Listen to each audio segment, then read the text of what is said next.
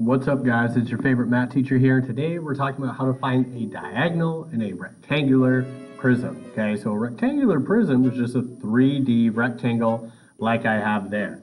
And so with a rectangle, right, you have a length, you have a width, and you have the height. And so if you're finding the volume, you multiply all three together. And so this is kind of based off of the Pythagorean theorem.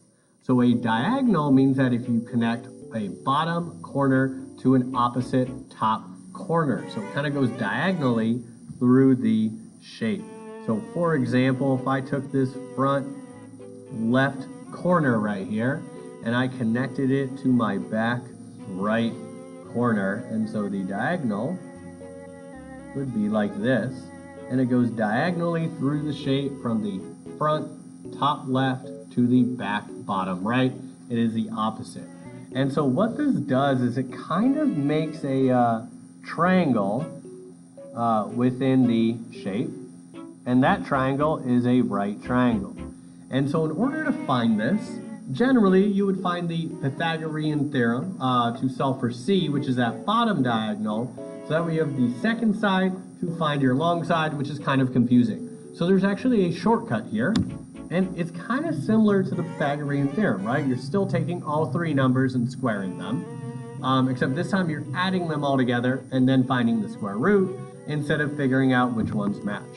So for the sake of example, let's say that this height is equal to 4. This length is equal to 6. And this width is equal to 3. So I would just plug in those numbers, right? So I need to find 6 squared plus my width, which is 3 squared, plus my height, which is 4 squared. And then I'm going to find the square root of that final answer. And so use a calculator for these. It's going to help streamline the process. 6 squared is 6 times 6, which is 36, plus 3 times 3 is 9, plus 4 times 4 is 16. And again, we're finding the square root of the sum of those three numbers. So add those three numbers together. 36 plus 9 is 45, plus 16 is 61. So you're finding the square root of 61.